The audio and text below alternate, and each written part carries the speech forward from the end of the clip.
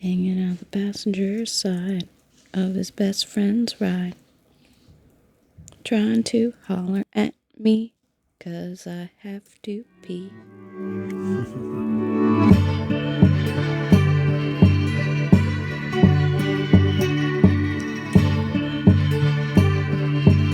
It's time for us to talk about pee. Whew. All right, let's do it. Hey, brats, my name is Robin. I'm trans, and I have to pee so bad. I'm Ben. I'm trans. I have to pee so bad. And this is Ben and Robin are trans, the Brat Pod. Welcome back, everybody, this is going to be our episode 2.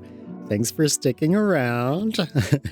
Yeah, happy first Tuesday of the pod. Yes. If you're here on Tuesday. If not, welcome. Yeah. Anyway. Welcome aboard. Welcome aboard, brats.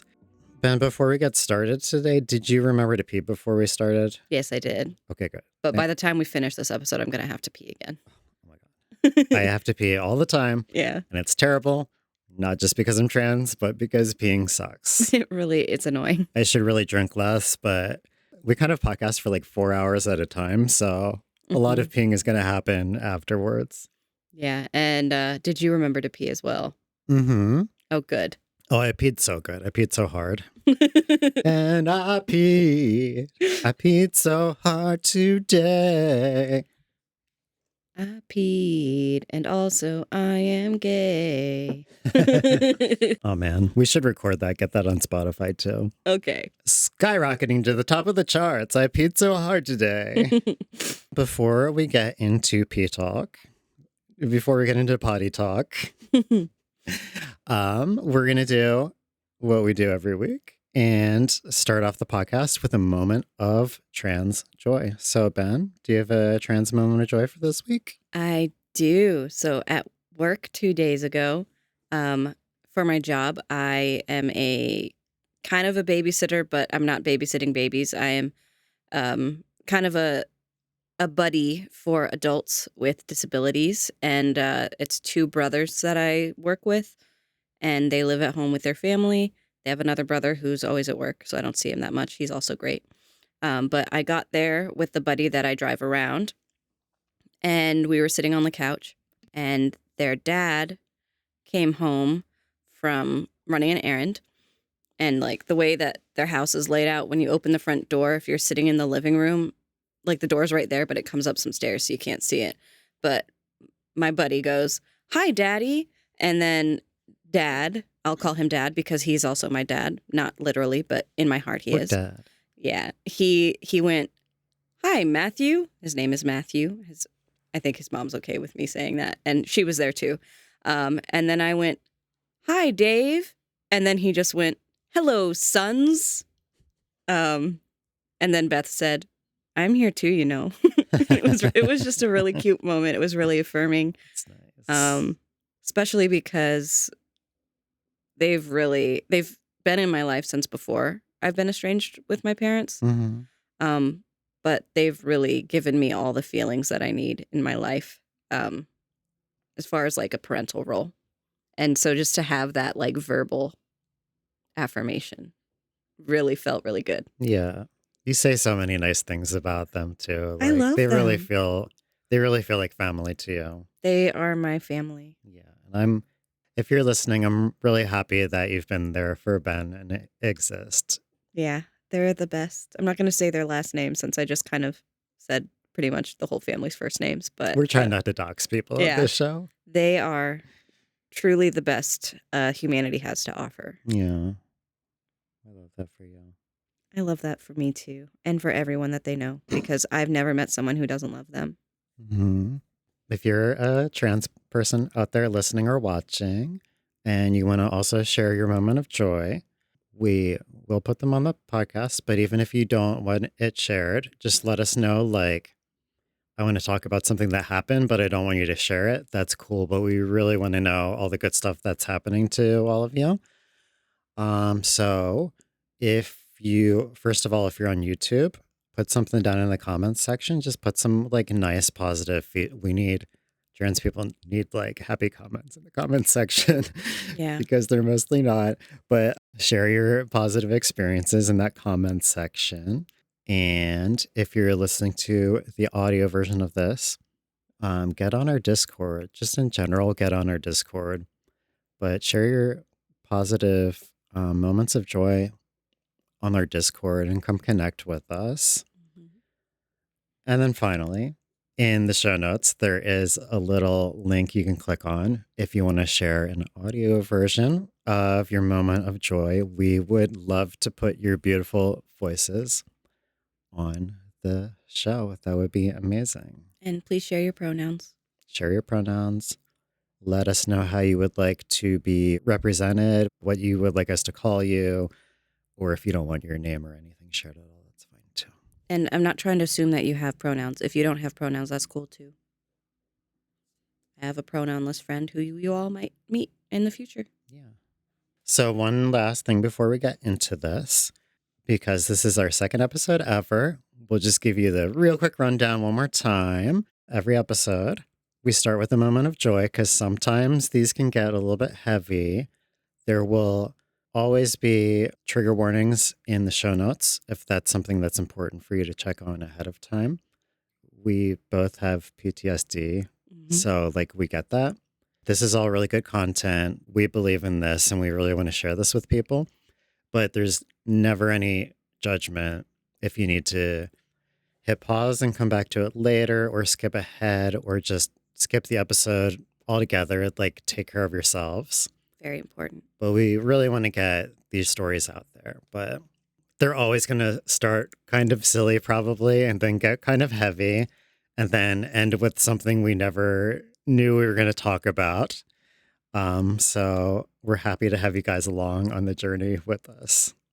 Thank you for being the audience to our spirals of conversations. All right, Ben, you ready for some potty talk? I am always ready for some potty talk. I do have a background in biology after all. Oh, yeah. How do crabs go to the bathroom? In the ocean, mostly. Actually, I didn't. When I was studying crabs, I knew this was going to turn into an actual. I was looking at their behavior regarding their social interactions with each other. And I could just observe them at smaller points of time over longer periods of time. But I mean, their poop is similar to a fish's poop. It's just kind of it's like poop. They don't really poop and pee as far as I can tell. It's all in one. Interesting. You're welcome for that unsolicited, slightly solicited crab fact. So to start things off, Ben, what bathroom do you currently use when you have to use the bathroom in public? If a family restroom is available, I use the family restroom. But otherwise, due to my lack of hormonal transition, medical access, etc., I use the women's room, and it is not the correct bathroom for me. Is it mostly a safety issue or? It's equal parts a safety issue for me and also a comfort thing for others, which just kind of circles back around to the safety issue because uncomfortable people are more likely to react out of fear. Yeah, and reacting out of fear can be dangerous. Yeah. Very much. How about you? I use the women's room for a number of reasons. Number one is just the correct bathroom for me, as a woman. So I haven't been in a men's room in a really long time, but there would be a lot of dysphoria around that for sure to begin with. And also, it would not be safe for me to be in there. Throughout transition, I've had a long evolving experience with using the public restroom, which is obviously I used to exclusively use the men's room, especially before I was out, which is always uncomfortable for me. But I was if I do anything else, I'm going to get myself into trouble. Throughout transition, depending on how I was presenting over time, I started getting to this point, when I was first starting the transition, I always had to think about I had to think about how I was presenting at the moment. Before I went to a bathroom, I had to give myself a quick check over, how are people going to read you when you go, if somebody sees you in the restroom. And so I would always, like, if I knew I was going to be out for a while, I would think really seriously about, am I going to have to use a public restroom? And if so, I would plan on that and either have to dress like extra femme or extra mask based on like being in between. I feel for non binary people, especially because being in that ambiguous zone makes it really hard to be in either restroom. So eventually I got to a point where I had to stop using the men's room altogether because I had a couple experiences like in a short period of time when I would be in the men's room, like washing my hands, and a man would walk in and be like, "Oh, I'm sorry, ma'am," or whatever. Like that happened a couple times. And after like the second or third time, I was like, this isn't a good place for me to be anymore because it could have very quickly evolved into like an unsafe situation for me. And so at that point, because I wasn't like presenting all the way femme all the time, I started using, like you said, like family restrooms anytime it was possible, like single person restrooms. I kind of like, I had memorized like in all of the places that I would have to be in public. I memorized like everywhere that there was a single person bathroom, like within a several mile radius of anywhere I would be. Mhm. I just had like a mental list. First of all, most Starbucks is single person restroom, CVS, Walmart, depending on like the stores. But around me, I had a small list in my head like, if I need to pee, this is where I can go, Yeah. that it's going to be safe because there won't be anybody in there with me. And if I had to go like outside of that zone somewhere that I didn't know where safe bathrooms were, I would like just straight up not drink any water at all that day. Like I would dehydrate myself on purpose because I was like, I need to avoid having to use a bathroom at all costs. I do that too. Yeah. I know you like still do that. Yeah. And a lot of planning of your life and schedule happens around that. But before we get into that, like I said, I use exclusively the women's restroom now. And I think I'm at a point now where I'm not super afraid when I'm in there, if that makes sense. For a long time, I would be kind of like, I hope nobody's in there, just try to like slip in and out as fast as possible. But I think for the most part, people don't pay attention to me because I normally like appear like pretty femme when I'm in public. Like, this is probably the most masked that I ever look like. Yeah, I was gonna say you look pretty femme every time I see you, and I Yeah, usually don't see you in exactly. public, Yeah, exactly. Right. Like, so anyway, that's where I am with the bathroom right now. which is a pretty good place to be. But I think maybe a lot of that also has to do with living in a pretty inclusive area. Hmm. I can't imagine how scary it is for especially trans feminine people in areas where it's just scarier in general to be trans. Yeah, like I will say, the two of us live in an area that's like, I wouldn't say it's a blue area Purple. politically. It's purple, but I would say there's enough people around us who are on our side that I think a lot of anti-trans people are more cautious about what they say and do to a trans person because they don't want to get themselves in trouble. So a lot of times, if I'm in a public space with a lot of people, I feel fairly safe. Less so if I end up in a situation where it's just like me and one like cis man in like a store or something together. Like that gets kind of scary a little bit. Mhm. But my partner Aaron and I, we went on a road trip like I want to say a year ago. So where we live, like it's a pretty safe area, like a few miles away from a lot of like not so safe areas.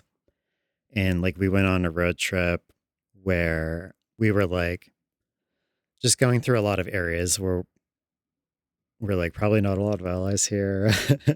And I Mhm. know like every time we like stopped at a road stop, like a gas station or whatever, to use the bathroom, like I know Aaron was really nervous for me using the bathroom because she kind of knew like these people aren't going to be as supportive. Like it could be kind of like a sketchy situation for her.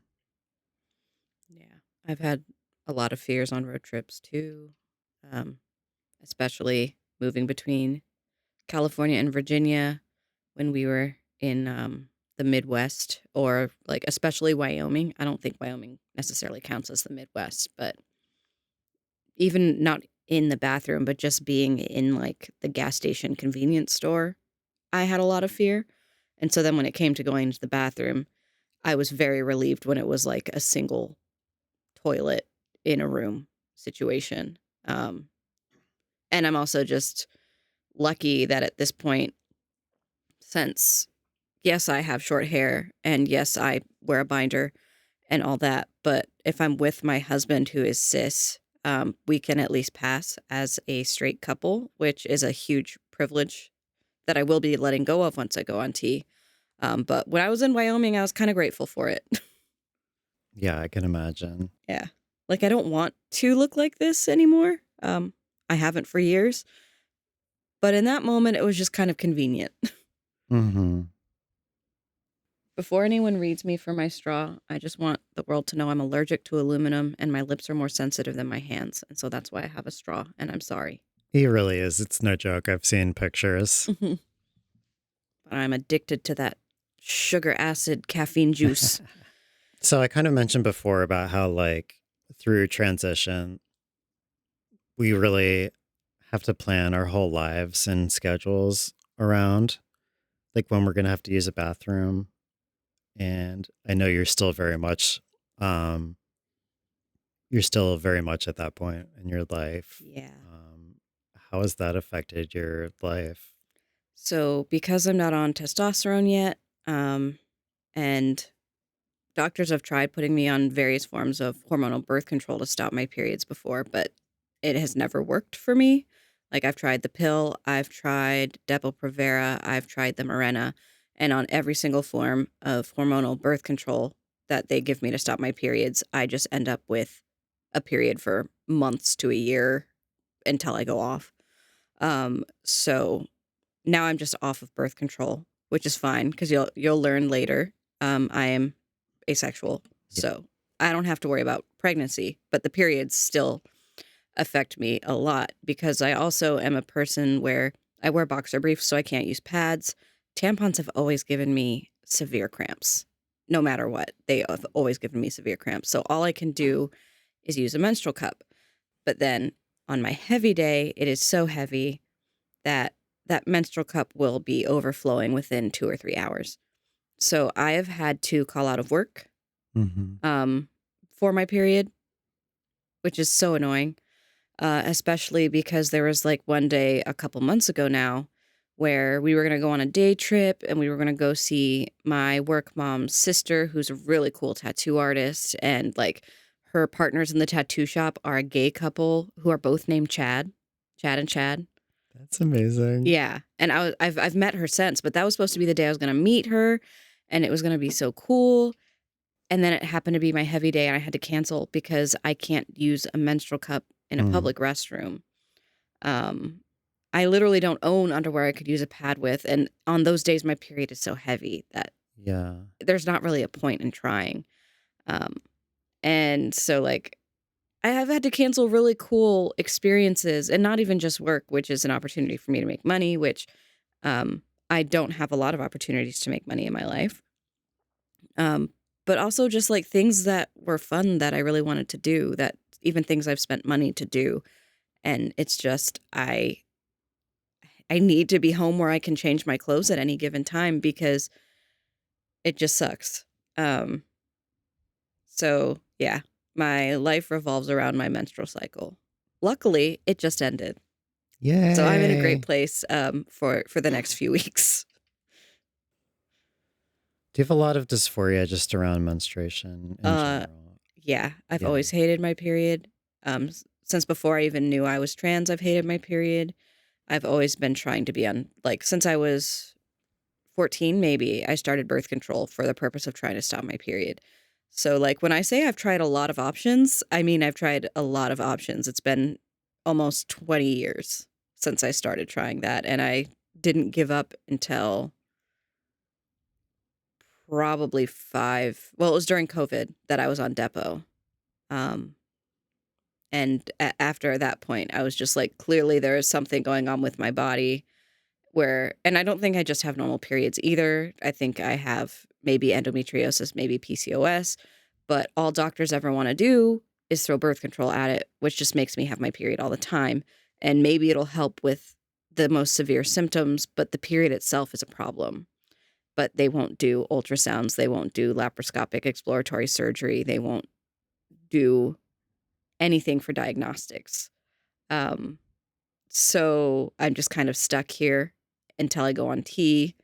But I don't even know if I'm going to be able to go on T because I've been so defeated about the medical gatekeeping I've experienced trying to get diagnostics for things that affect my everyday life, not just my period, to the point where I've gone non-compliant on my thyroid meds. And when you're non-compliant on your thyroid meds, you could eventually get organ damage like my heart and my kidneys and my liver, but especially my heart. So now that I finally have a doctor's appointment, I'm about to find out if I've destroyed my heart so much that Mm. maybe I can't even go on T. So who knows? It's great. Yeah. But you did just finally find like a queer affirming or LGBTQ friendly clinic. Is that right? Yeah. So my husband, bless him, has tried to be very patient with me as I try to get the courage to put my trust in a doctor again. Yeah. And last time we recorded here, in fact, I had sudden and luckily brief kidney pain. And I was just like, crap, I've got to find a doctor because if I have a kidney infection, I can't ignore that. Like, I Yeah. can ignore chronic illness, I can't ignore acute illness. So he did some research and he found me a primary care for queer people with a queer doctor. So I have high hopes, but we'll see. Yeah. Yay. Cause like healthcare is a healthcare is a rough situation for a lot of trans people, even when it's not trans specific And queer people, healthcare. because Queer they'll ask people in really general. weird questions about sex and then won't Yeah. believe you when you say you're ace. Yeah. Like, it's wild.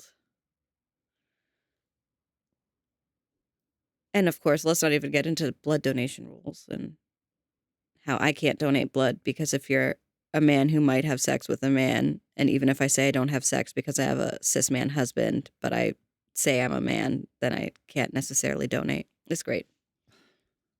Tangent time. Oh, jeez. There's going to be a lot of tangents. I can't donate right now anyway because I'm not taking thyroid meds, so it's whatever. I've disqualified myself. Mm-hmm. So yeah, that's how I have to plan my life around it. You don't necessarily have to as much anymore unless you're on a road trip. I don't anymore.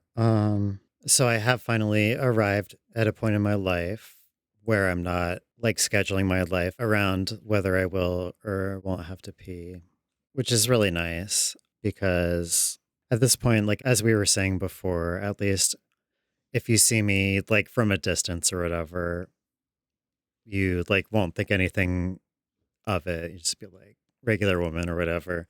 And so that has made it feel definitely safer, at least to the point that I don't like plan my life around using a bathroom anymore. So like I finally feel more free to like we did like a mini vacation over this weekend, just like in the city. I talked about this last episode, but just like in the city to like hang out with my partner and her sister's partner. It was really nice to be able to go away for a weekend and not be stressed out about like I'm only going to be able to use public restrooms. Like Mm-hmm. that wasn't a thing that worried me on the trip. And it shouldn't have to be, but at this point in my life, like it feels like a luxury, like a privilege. I'm like, this is so amazing that I can go to the bathroom without having too much of a fear of violence being used against me, which is like a crazy thing to say if you're a cis person, because that's not something that anybody thinks about. But I'm like, I feel privileged to not be scared of like being beaten up because I had to pee, Yeah. you know? Just for clarification for our listeners, I don't comment a lot on whether or not any of my friends pass because as a trans person with a lot of trans friends, I don't trust my interpretation compared to like a bigot's. Yeah. You know what I mean? Yeah. Like I just see you and I see a woman but I can't speak for whether or not anyone passes because like my gauge for femininity is very queer. Hmm. So I have no idea. So like Yeah. I'm not trying I hope no one thinks I'm like invalidating you by not saying like you are a woman because like you are, Hmm. but I can't ever none of us can ever guess what anyone is going to pick up on, Yeah. which terrifies me Yeah. For real. for my friends and like for my future self and for anyone. Yeah. I do still, even though I feel like a lot safer now, I do still do like a 2-second mental check before I open that door to the restroom. I'm just like, face looks okay, hair looks okay. Just make sure there's not anything that would like stand out if somebody saw me for a second. Yeah. So I was in a women's room recently, in public, and when I was walking in, there was another woman who was leaving who just like said hi to me in a friendly voice. I was just like, oh, hi. Because, like, there's that for 1 second. It's like, I hope nobody notices me in here. Like, nobody pay attention to me. I'm like, oh, she's just being friendly. And if um, someone talks to you and you don't expect it, sometimes it takes you a second to even process what words they used. So, yeah. like, for a second, for all you know, they could have said, like, what are you doing in here Yeah, instead of hi. exactly. Yeah. It's Yeah. like, oh, okay, she's cool. Yeah. Right. This is a weird experience. Just existing is a weird experience, Hmm. especially if you're existing as trans in the current climate. We'll get into more of the like issues with bathroom bills and stuff like that in a moment. But I think the main takeaway here is that in the media now and popular culture and everything, there's a lot of talk about like cis people feeling unsafe in public restrooms. But I don't think everybody understands just how unsafe trans people feel in public bathrooms all the time. For cis people, it's a mostly imagined risk or like more of a, oh, there's an off chance of something happening. Like for us, it's a real risk.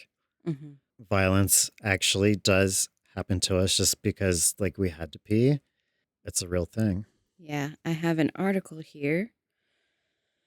I'm not a huge fan of how it is written. I don't love the language that they use, but it has a lot of facts in it. So I'm Mm-hmm. referencing an article from journalnews.com by Lauren Peck. It's called Assault of Transgender Oxford Man at Preble Campground Under Investigation. Um, they use born female but identifies as male, which is not language that Robin and I are particularly fond of. A way that Not I great. would prefer to word that is a transgender man assigned female at birth would be less of downplaying of this person's identity. Yeah. But a trans man named Noah Ruiz was at a campground that his family had been going to for decades. And when he checked in, he asked the manager of the campground, like, what bathroom do I need to use? Like, this is what my genitals are, which no one should ever have to disclose. Mm. Yeah. But this is what I look like. And he is like medically transitioned, has had hormones, has a beard, like trans man, like passes whether or not we think that's that valid or not. Passes as a man, cis man specifically, um, with his clothes on. He asked what bathroom to use. The manager said, well, Ohio law and camp policy is that you need to use the bathroom that goes with your genitals. So you need to use the women's room. So he went with his girlfriend together into the women's room and was basically told that by people in there, well, the other, like the women besides his girlfriend, the other women besides his girlfriend got upset, called like their men around, and then the men beat Noah up for being in the wrong bathroom, even though it was the bathroom he was told to use on multiple levels of authority. Um, Like, they were like, we are going to kill you. According to his mom in this article, there were about 80 people that ended up circling around him, and they were grabbing him. A lot of the people were intoxicated. They just kept trying to hit him. There's some of it was apparently on video. I haven't seen the video. The municipal court records dead named him, and Noah ended up being taken to jail, it looks like. This is an article different than the one I'd seen before, and it has a lot more details. Mm-hmm. But he was shoved, choked, hit in the back of the head, bleeding, lacerations, bruising, all because he was doing what he was supposed to do, which the side effect of that is so you just don't get to pee anymore. It's real. And it happens to people of all sorts of, like, transition You don't even have to be realities. trans, though. Yep. Like, I've heard a lot of stories from, first of all, I've heard a lot of stories from butch lesbians, even like cishet women who are kind of have more, maybe masculine features isn't the right word for it, but just any little thing that somebody could read for a second. Like, Like, that's not really oh, a woman. she's Like, taller.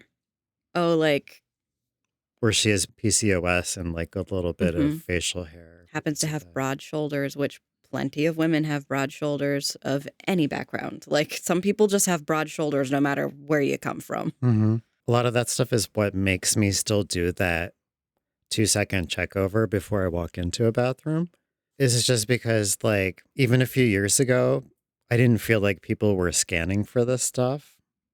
But now that everybody's talking about it, I just like have this feeling that everybody's going to be like scanning for every little physical feature that I have that might get me clocked in any way. And the laws themselves are crazy, but also just the fact that people are talking about this makes it feel more unsafe for me. Not even the people who are like against us, but I even like see people on TV or online who are on our side talking about like, these are all the issues happening. We need to support trans people and like stop these laws. And I appreciate the support, but that also like constantly keeps it in people's minds.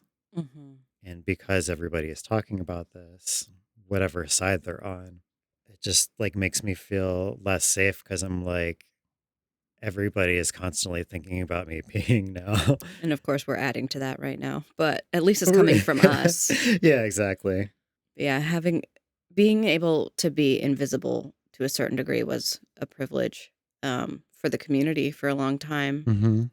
but especially for trans feminine people, like, that's been a lot less of a reality because the effects of testosterone are pretty strong for a lot of people. And if you are perceived as masculine in features and you dress femininely, like, that has always been a trope in movies and TV and books and media that has always had people on guard about it if they notice. But Hmm. at least back then they weren't scanning. Yeah, and they weren't expecting to see trans people in public Yeah. because we weren't like such a huge topic in the past. There's always been a lot of us out there, but because people weren't talking about us all the time, people weren't looking for it, I guess. And so, It really sucks, the unfair distribution of, like, freedom in clothing expression. yeah.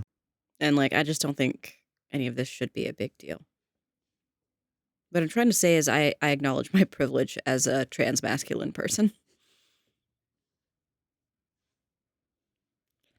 Yeah. Yeah, Because you can still kind of disappear into a crowd just like looking like a tomboy or a lesbian or exactly. whatever. Like, there's plenty of alternative explanations for your appearance, even if people are incorrectly reading your gender. Though to a certain degree, that's also probably part of why it took me so long to figure out that I was trans. Yeah. So, like, it's a double-edged sword. It's rough no matter where you come from or where you're going. Just with all the bills coming out and all of the scare tactics in the media, um, if you are gender nonconforming in any way. There's still a lot of fear that is felt. Yeah, and I think like we wanted to do this episode because we didn't necessarily want to get into the nitty-gritty about like bathroom legislation. We kind of just wanted to share stories about how this is actually affecting people's lives. Mm-hmm. Not even necessarily in the way that cis people are thinking of it. Like Yeah. just the fact that this is like in the media all the time, it makes things really scary for us. Yeah. I think in a perfect world, everyone would treat bathrooms the way I feel about bathrooms, which is get in, get your business done, get out. Like, I don't want to talk about it. Um, Other than if I'm with a group of people, be right back, I need to use the restroom. But like, I don't want to have to spend an hour or more explaining my feelings about it. Not that I mind for the podcast, but like in a perfect world, it wouldn't be something anyone's talking about because Yeah. everyone has to do it. Yeah, like nobody wants to be in there. Yeah. Like everybody hates the bathroom. Especially a public bathroom where you don't know who's put what substances on what surface, Mm-hmm. you know? Yeah. Like, at least in a home, especially my own home, I know whose ass has been there and what was on it and whether or not I trust that person to wipe, you know? Yeah, right. What do you think the real motivation is behind these bathroom bills? Because, like, one thing I do want to say when it comes to like the more factual aspect of things, I guess, the risk of somebody pretending to be a trans woman or actually being a trans woman and like going in a women's room to assault women in there or like do anything gross and shady at all. The very idea of that as a risk is like, I mean, it's made up. Like, Hmm. I can't speak to like the last couple of years, but I know there is a study that somebody at Politico did a few years back where basically what they did was they did their absolute best to find any situation that's ever been reported to authorities of any kind. They went to like every place in America where there are laws or rules of any kind, whether it be like a city or state or municipality or like a school or college campus where there's rules or laws protecting trans people's right to go to the bathroom that's appropriate for their gender. And they did their best to find any situation that's ever been reported of somebody pretending to be a gender that they're not to sexually assault people or anything else in a public restroom. And like literally, there was no reported instance of it ever happening at all anywhere that they could find. And they did, I think, a really thorough job Hmm. of trying to find that.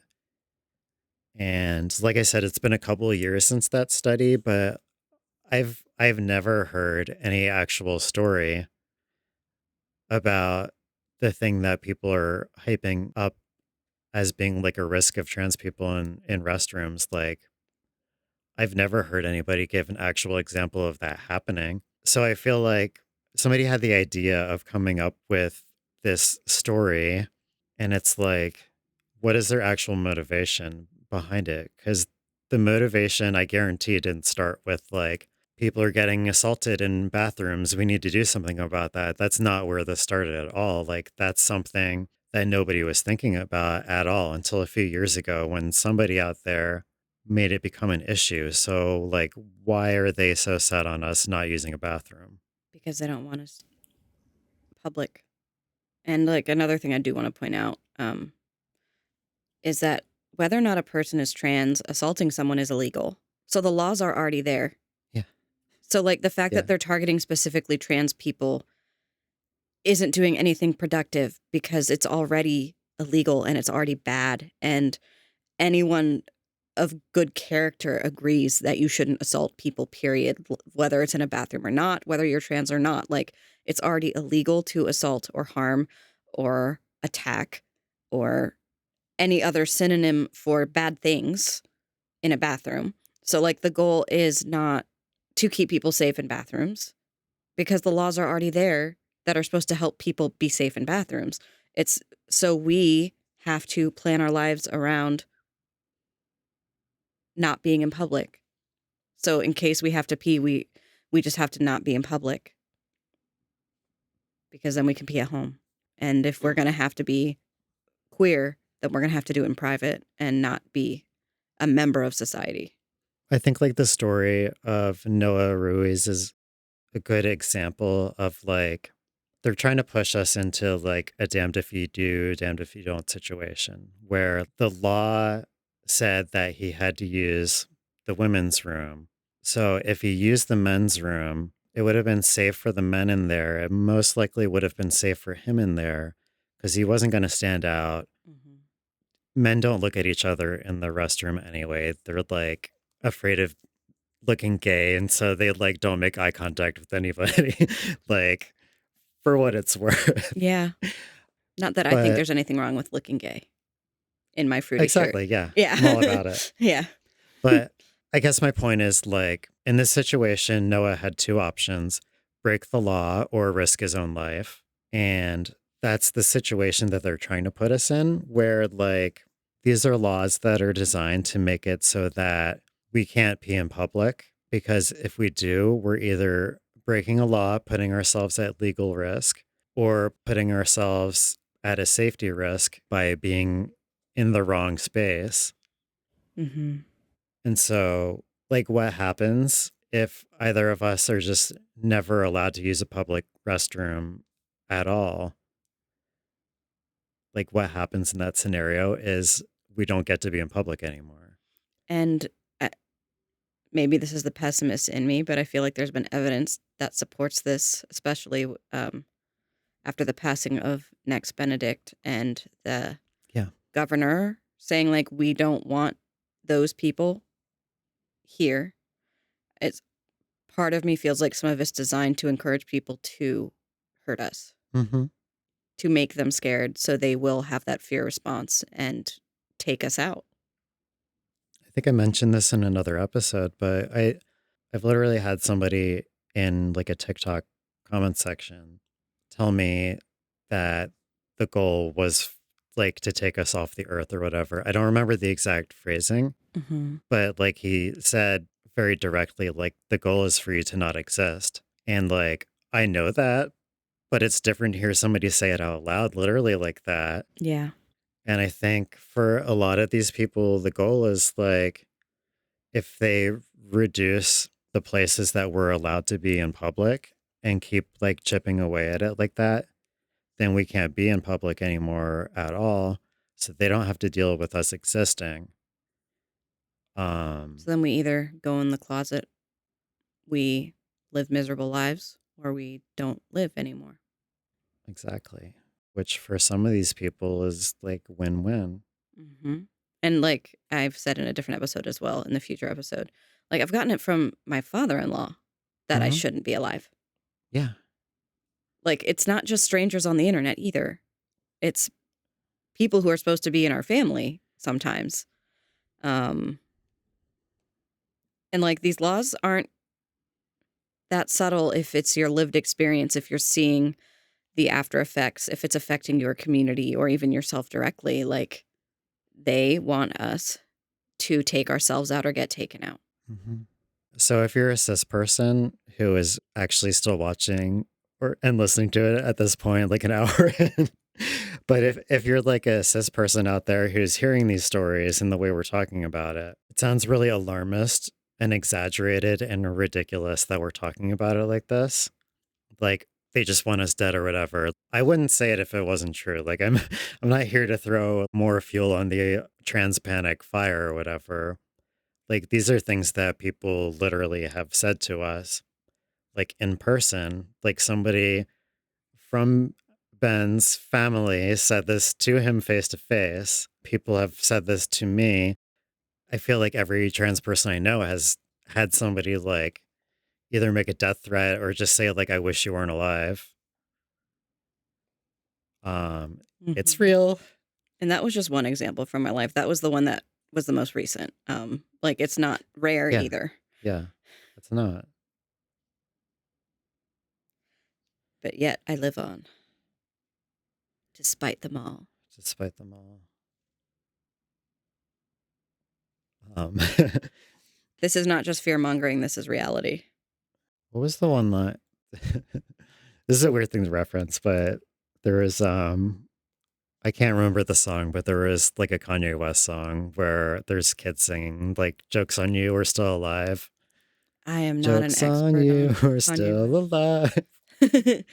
Yeah. That's how I feel a lot of times when I'm like just existing as a trans person in public. I'm like, jokes on you, I'm still alive. I feel like a lot of like, I don't even want to say transphobes, but like anti-trans people, their goal is either to push us into the closet so that we don't act trans or act gay or look different in any way, like very much both of our parents Hmm. and our families. And if that fails, then we unalive ourselves. And that's okay with them too, because then, like, we're not there to make them uncomfortable or to make them look bad. Yeah. It's all about like keeping up appearances.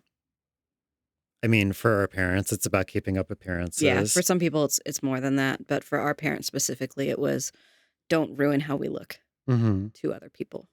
Yeah. Which is like, I feel like that was like the motivating factor behind a lot of stuff that like happened in my family. Like, don't get me wrong, there's a lot of bad stuff that happened.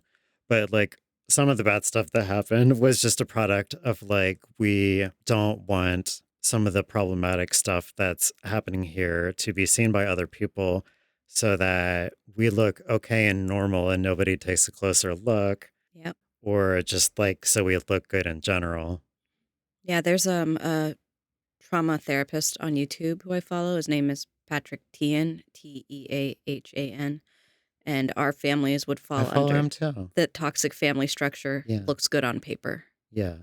and many others. There's like many toxic family structures that he goes into, but the one that really stands out to me is the looks good on paper. Hmm.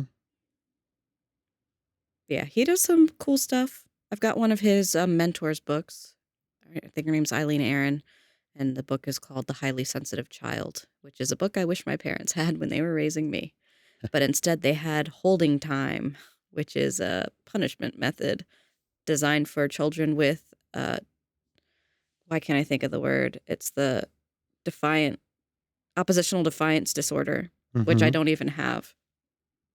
But they I'm sure decided, your parents thought you did. I'm sure they did because I was a normal child. Mhm. Well, as normal as you can be when you're neurodivergent and they refuse to get any help for you. Yeah. Anytime I like see those YouTube videos or read articles or whatever about those toxic family structures, go down the list. I'm like, our family is all of these things Yeah, on there's the like list. several, and my family is at least three or four, at least. What was the thing we were talking about before? It was like the four-letter acronym for The like bite model. the BITE model. So we had talked before about like the BITE model of control or whatever. We can get into in a second. But the two of us had like a pretty long conversation about that once. And then afterwards, I looked it up online to like read more about it. And I found a website that just, it was like this huge list of all the symptoms of being in a high control group or whatever. Hmm. And I was like, oh my God, almost everything on this list just describes my family. Yeah. And I just like I sent the link to both of my sisters and I was like, "Hey, look at this and let me know what you think." And both of them separately were like, "This is our family like all the way through." Yeah, it's totally possible to have a high control group just be your family. But I do think that these bathroom bills are a very good example of following in the bite model. So the bite model is created by Steve Hassan. He was raised as a, I believe, Reformed Jewish person. His parents were very, well, his mom, I think, was very adherent to that, and his dad had to work on weekends, so he didn't observe Shabbat. So he would go to work with his dad, and he kind of was more secular, but still like holds the principles very dear. But then in college, accidentally joined the Moonies, and then became this expert on cults. And he developed this model called the bite model B stands for behavior. So the group wants to control how you behave. I stands for information. They want to control the information that you access. T stands for thoughts. They want to control how you think about things. And E stands for emotions. They want to control how you feel. So for the bathroom bills, the behavior they want you to do is they want you to enforce heteronormativity. The information they want you to have is to not understand that trans people aren't here to harm you. They want you to think that trans people are a danger. The thoughts that they want you to have is that trans people aren't safe. And then the emotions that they want you to have is fear and anger. And so, like, going a little bit back to behavior, they really want you to enforce this. They want you to fight or report and either make it physically unsafe for trans people or get trans people into legal trouble, which affects our ability to get employment and survive. And so, like, a multi-layered strategy to keep us from existing. I'll post that article that I found in the Discord and like some other resources related to that, because it's like, it's not directly related to peeing, but I feel like it does affect a lot of our lives, and not just like our families, but it's a good resource if you're trying to unpack a lot of your history, I think. And a lot of businesses fall under this. Like Steve Hassan has talked about how Apple, Star Wars, Oh yeah. like all those fall under the bite model. But the thing that he's worried about is like a continuum of harm. So like, how harmful is it? It can fall under the bite model and not be harmful. Because like to a certain degree, us being trans falls under the bite model. Like, we want people to be inclusive. We want people to be kind. We want people not to be afraid of us. So like, you could argue that we are a high control group, but I would argue that what we really want is for people to do their own research and make up their own minds. Oh, we got a transgender. Transgender. But the trans agenda is just safety. So yeah. I want watch everyone out. I want everyone to be able to exist as who they are safely.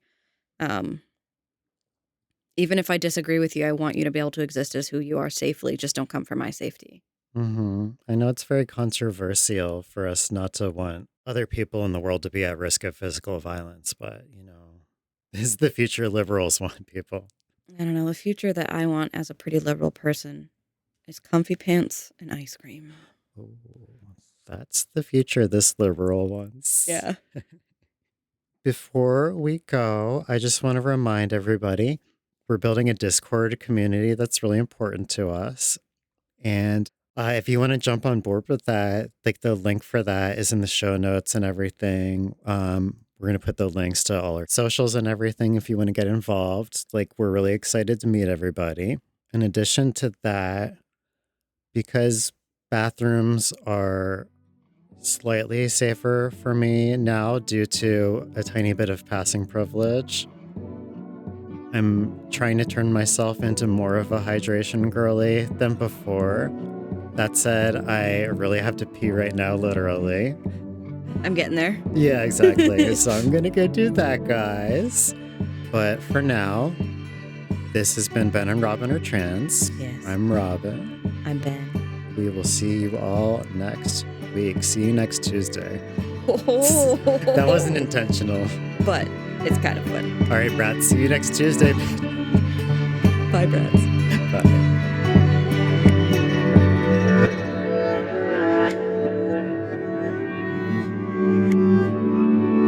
I'm ready to piss all over this podcast. Oh, God. It's not that kind of podcast. No kink allowed at Podcast Pride. I won't force anyone to participate in my podcast kinks, I guess. Definitely no cops allowed at Podcast Pride. No, thank you. Gross. If you're trans and a cop, what are you doing? Yeah, it's a weird choice. What do you even do with the bricks? Right?